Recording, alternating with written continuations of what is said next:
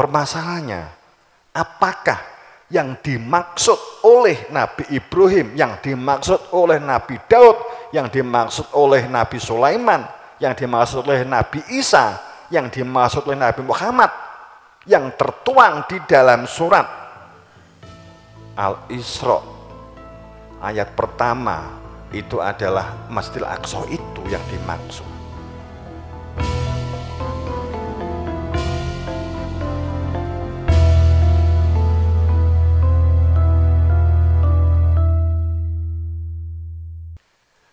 Agama kita selama ini sudah terlanjur diambil alih oleh retorika simbolik formalitas lipstik.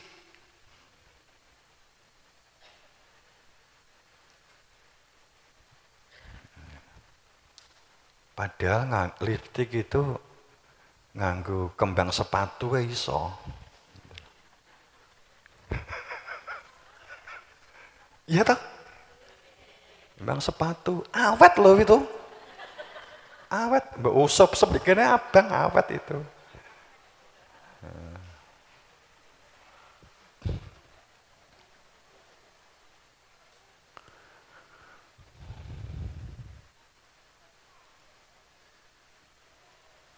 Padahal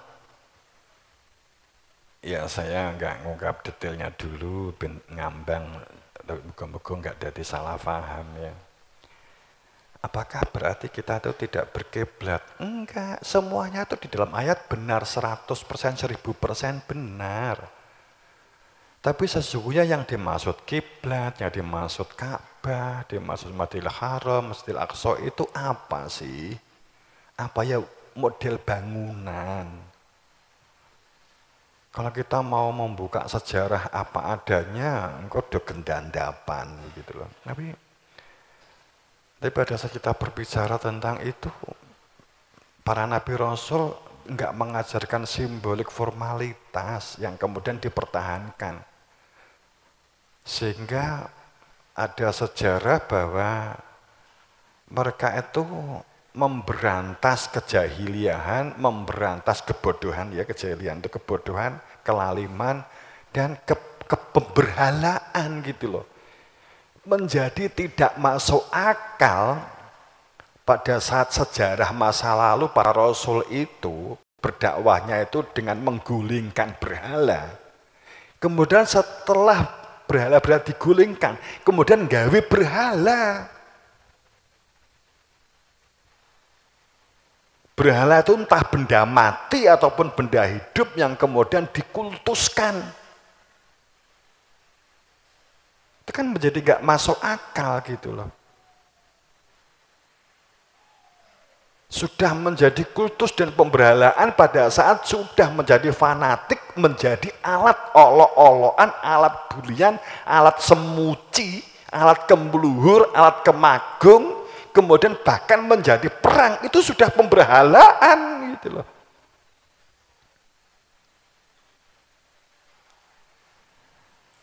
Logika kita harusnya berpikir, gak mungkin para nabi, para rasul menjalankan perintah Allah untuk membangun pemberhalaan gitu.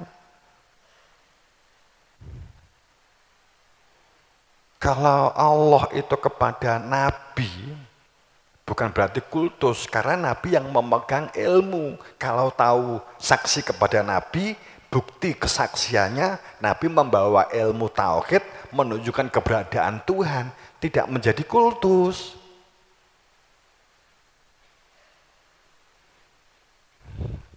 Tapi kalau kepada seseorang tanpa dengan ilmu, tapi dengan simboliknya, dengan gelar, kan menjadi kultus. Ilmunya Nabi kan ilmu yang menjadikan bahwa bukan fisik, wa Muhammadun, bukan fisik Muhammad. Bisa kembali bab syariat. Jadi syariat itu inti semua kehidupan tatanan syariat, syahadat, sholat, poso, zakat, kaji. Ini yang makduh, yang ghairuh maduh. Bersosial, bermasyarakat, bagusi akhlak, bagusi keluarga, rumah tangga, bagusi kepribadian. Itu yang ghairuh maduh, lingkungan, muamalah. Itu semuanya mengerucutnya adalah terwujudnya satu komunitas An-Aqimuddin untuk menjadi komunitas penegak-penegak agama. Agama dimaknai penegak-penegak kehidupan, penegak-penegak sistem untuk dapat berkembang dan maju sesuai karakteristik kehidupan yang baik.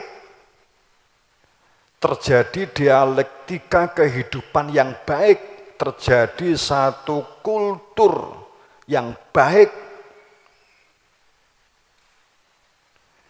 sehingga antara orang satu dengan orang yang lain, antar komunitas satu dan komunitas yang lain saling mendukung dan mensupport, saling merangsang terwujudnya kehidupan yang harmonis. An-Aqimuddin, jadilah penegak kehidupan, jadilah penegak sistem kehidupan. Cara berpikirnya, cara berbicaranya, cara bertindaknya, belajarnya, berkaryanya, memancing kreatif, memancing inovatif. Wala tatafarraqu, dan jangan menjadi orang-orang yang berpecah belah. Inti syariat yang dituangkan di dalam semua ayat Taurat, Injil, dan Al-Quran itu adalah An-Aqimuddin wala tatafarraqu, menjadi penegak kehidupan dan tidak berpecah belah. Berat ini, Quran sudah mengantisipasi, ayatnya sudah menggunakan tatafarraqu, tidak menggunakan wala farraqu, tidak menggunakan wala tafarraqu, tapi Quran menggunakan wala tatafarraqu, ada tasdidnya. Tuhan tahu ini berat, maka harus ada satu gerakan program yang mewujudkan ini. Artinya apa? Tidak hanya berbicara, tidak hanya berkonsep, tidak hanya berotorika, mewujudkan sumber daya untuk mewujudkan kebersamaan dan kekeluargaan. Makanya kan sara'alakum minad-din mawasobih, semua para rasul, para nabi itu mewasiatkan kepada umatnya satu keniscayaan atau satu kepastian menjadi penegak kehidupan. Bukan penegak keyakinan ya, penegak kehidupan, sistemnya, akhlaknya, adabnya, teladannya, uswahnya, dan tidak berpecah belah. Kaburo, ini berat bagi mereka yang musyrik, bagi mereka yang pikirannya tidak mengenal Tuhan, yang orientasinya tidak Tuhan, karena tidak mengenal Tuhan.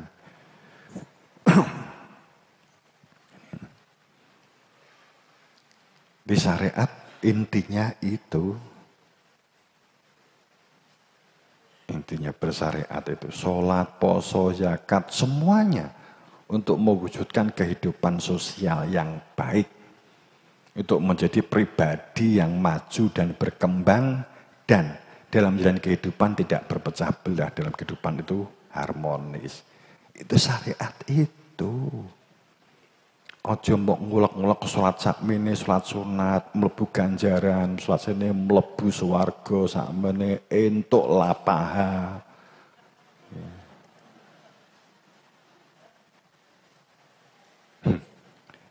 Itu enggak salahnya diulek-ulek kuwi kan gitu loh. Quran iki wae sing diabaikan. Tadi di Durak saya sudah minta maaf, tidak mengurangi rasa hormat ya. Ini kan hanya mengungkap kebenaran. Sehingga seperti kita memahami kitab, walaupun kemarin sudah saya sampaikan, tapi kan kemarin kan banyak santrinya untuk yang jamaah. Sekian banyak kan belum. Sekali lagi saya mohon maaf. Saya mengungkap kebenaran ini tidak dimaknai kemudian mementahkan yang memiliki pemahaman yang sudah mapan, bukan. Tidak mengurangi rasa hormat, menghargai, bahkan perilaku peduli kepada siapapun yang telah memahami ini. Nah iso nompo ya monggo, enggak, sama sekali tidak mengurangi rasa hormat, begitu loh. Itu yang. Karena kalau salah paham dikira kemudian saya anti kitab, anti Quran. Enggak. Justru seharusnya kalau ini diteruskan, cuman panjang lebarnya nantinya. Quran ki ora mung tinggi pajangan, ora mung tinggi apalan gitu loh. Seharusnya ki tinggi perilaku, tinggi akhlak, tinggi adab gitu.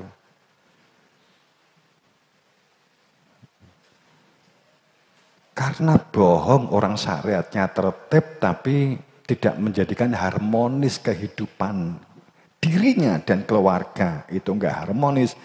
Itu sholat poso zakatnya bohong. Hapus-hapus. Gitu. Ciri icidrot pengelulu. Gitu.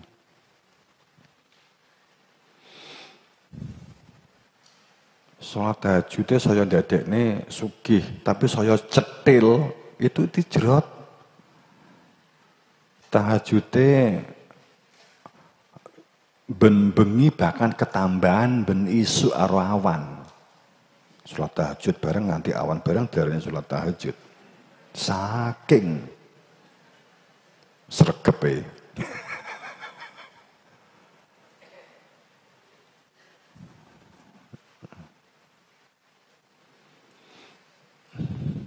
Enggak, yang kita maksudkan bukan ngentake ini.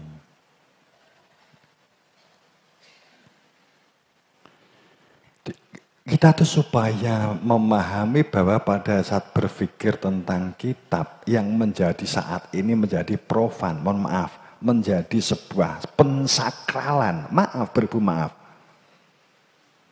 Santri tetap gue belajar wasoya, belajar hikam tetap. Tolong untuk tidak difahami sempalan ya. Tetap. Wengko terus malas belajar gue. Ustadz Mustafa lah mumet engko. Karena yang Romo maksud bukan ini nanti. Aku engko diprotes karo Ustadz Fuad aku engko. Gitu. Berpengajian akad paing kalau ngungkap kitab niko sakniki santri boten purun ngaji kitab. Waduh, engko protes di aku. Karena yang Romo maksud bukan itu. Cuman kita tuh meluruskan orientasinya.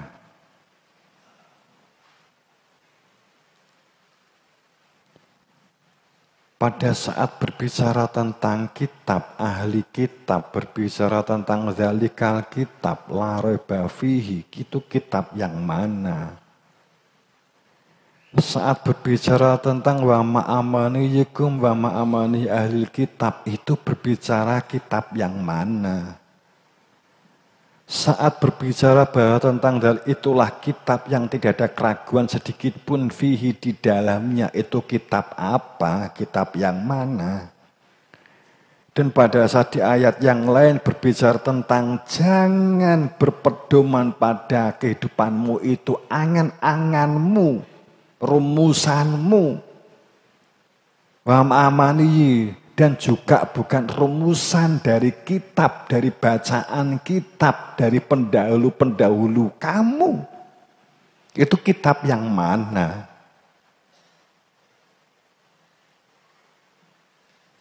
Karena selama ini telah rancu, karena selama ini telah ambigu. Bahwa ciri orang yang serbanan itu adalah kitab. Dan saat telah ngaji itu, maka kamu harus manggil saya Syekhuna.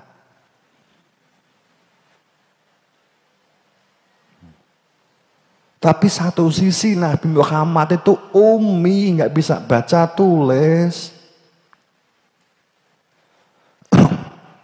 Nabi Muhammad nggak pernah ngaji hikam, nggak pernah ngaji al-muqit minad dolal, nggak pernah ngaji juz amma. Sing saiki mbok sistemnya wakeh itu syariati. Ngaji sistem umi. Ya kan? Akeh banget itu. Tapi bapak-bapak urung itu ngaji sistem abu.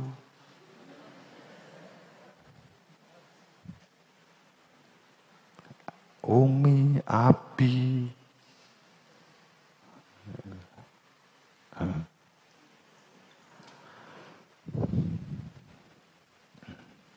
Kitab yang mana?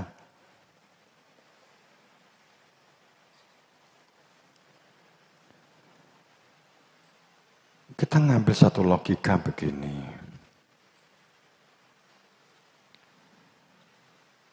Karena kitab-kitab itu muncul apakah sebelum Nabi Muhammad atau setelah Nabi Muhammad. Kemudian disakralkan sedemikian rupa. Kemudian dirumuskan itu adalah yang diwariskan Nabi. Kan menjadi tidak masuk akal kalau disesuaikan dengan Al-Quran apa yang diwariskan Nabi. Tapi kita nggak bahas malam ini. Apa sih yang diwariskan para Nabi itu apa sih? 3 hal mendasar itu apa? Gitu.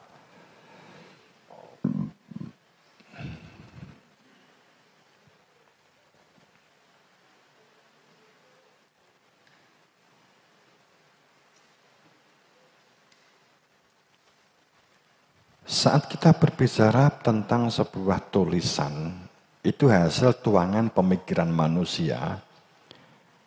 Katakanlah kamu itu membaca buku, kemudian setelah membaca, maka memorimu merekam dari apa yang telah kamu baca. Kemudian dari sekian buku yang telah kamu baca dan kamu pelajari di sebuah kampus yang kamu anggap sebagai universitas malaikat. Kemudian dari apa yang telah kamu baca dari kampus malaikat itu, kemudian kamu rangkai, kamu kolaborasi, kamu satukan, kamu gabungkan kata-kata itu di otak kamu. Kemudian kamu membuat masternya, kamu membuat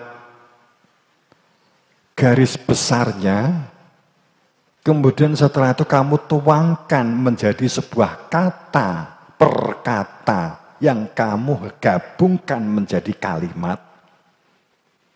Kemudian kamu tuangkan di mesin ketik atau di komputer, kamu print, kemudian menjadi lembaran. Kemudian kamu sebut sebagai mushaf seperti mushaf Musa, mushaf Isa, mushaf Sulaiman, mushaf Daud.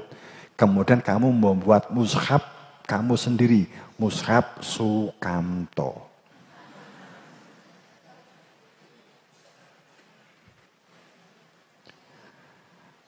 Mushaf Sukamto yang telah kemudian kamu print, kamu jadikan satu, itu kemudian telah tebal sesuai dengan pikiran kamu ada 120 halaman. Itu menjadi bab pertama, kemudian bab kedua totalnya menjadi 500 halaman, kamu satukan, kamu jilid, maka kamu sebut penggabungan dari kata menjadi kalimat, kemudian menjadi lembaran, digabung, disatukan, dijilid menjadi buku. Kemudian kamu sebut Alkitab. Ngaten to nggih? Parahnya, kamu sebagai Sukamto, kemudian kamu beri judul Alkitab Sukamto Kunci Masuk Surga.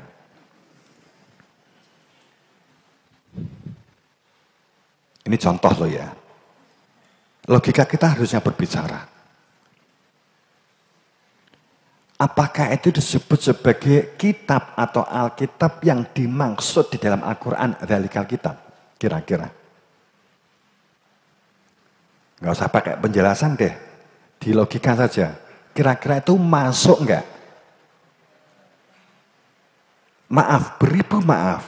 Saya juga ngaji Ihya, umpamanya begitu. Maaf. Apakah Ihya Ulumuddin itu masuk kategori dzalikal kitab yang dimaksud di dalam Al-Quran? Logikanya saja. Tapi jangan katakan nggak boleh ngaji itu. Enggak, saya enggak mengatakan itu. Cuman saya hanya untuk memposisikan.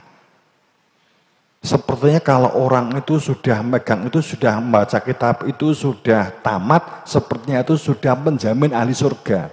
Mohon maaf, itu menurut saya gendeng gitu loh. Maaf. Tapi kalau menurut kamu waras, saya juga nggak akan gendeng kayak gue. Enggak. Jangan salah paham. Menurut saya, kalau memahami itu kemudian hafal, kemudian itu saya anggap ini berarti sudah menjadi bagian dari surga. Saya mengatakan itu gendeng. Terus kemudian gue berpikir, bagi saya enggak. Ya enggak, saya enggak akan gendeng ke kowe, saya kan hanya mengatakan jika ada secara objek begitu loh ya. Paham tuh maksud saya? Saya enggak gendeng ke kowe, enggak. Pemane kowe kegubel utang nek aku duwe duit ya tak bantu, enggak mengurangi rasa hormat saya.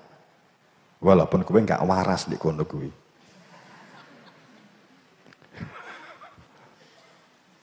Contoh gitu.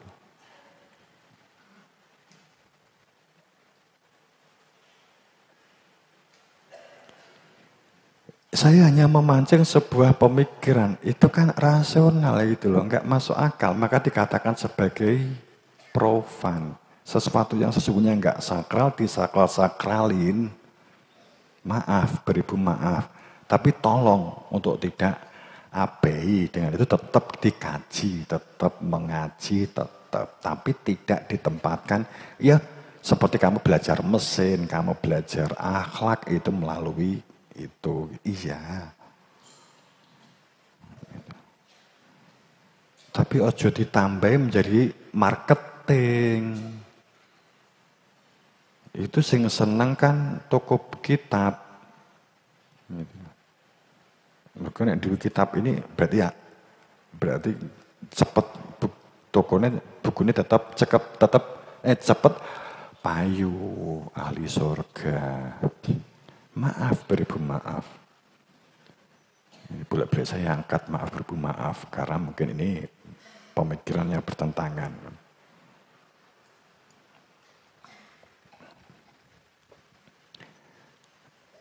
Bisa melihat toh ketidakmasuk akalannya sudah bisa melihat ya.